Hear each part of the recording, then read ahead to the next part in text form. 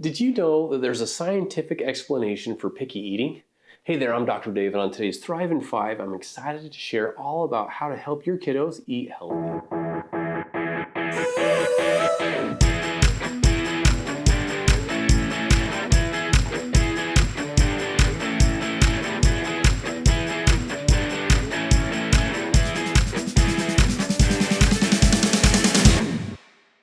From about 6 months until 2 years old, babies go from putting everything they can reach in their mouths to being more cautious about tastes that are new to them.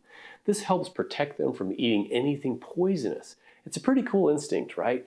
But it can also be a pain sometimes when later on they don't want to try new foods, they don't like new textures or strong tastes, or they get upset when different foods even touch on their plate.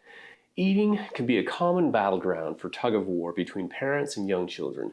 Maybe kiddos don't want to eat their vegetables, or they refuse to eat new foods and seem perfectly content with an oh so nutritious diet of Cheetos and chocolate milk, right?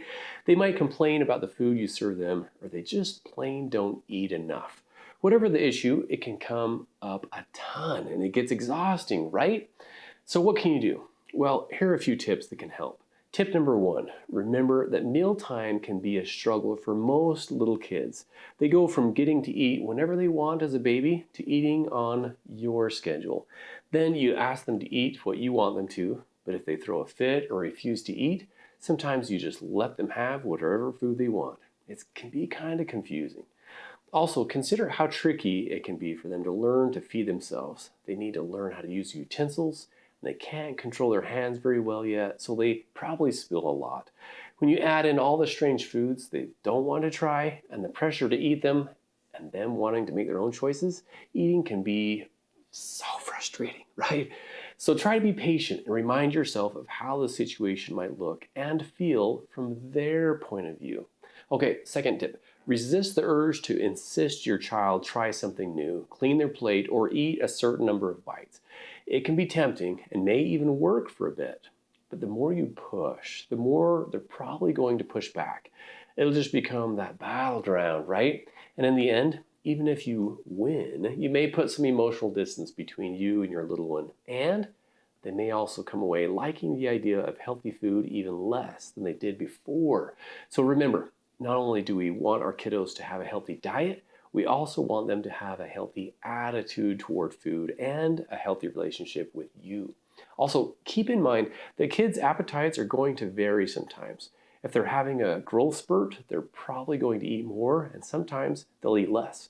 Either way, how much they eat is usually guided by their appetite, not by how much you want them to eat. Tip number 3 is simple.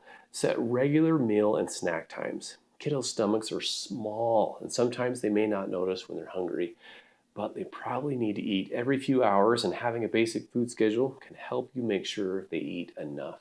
Next tip, number 4, has 2 parts. First, try to plan food choices and meals ahead of time. That way, you can make sure you have a variety of healthy food on hand. And second, consider involving kiddos in the planning and preparation process. For example, maybe at the store, you can let them pick out some of the fresh fruits and veggies, or they can rip up the lettuce for a salad. So having them help in simple ways can get them more interested in or even excited about eating a healthy meal. And tip number 5, offer choices. For example, you could keep the different parts of the meal served separately, and then instead of dishing up what and how much you want them to eat, try serving your kids an empty plate. If they're old enough, they can serve themselves, and if they're a little younger, ask them what they would like so they can make their own choices about what they eat.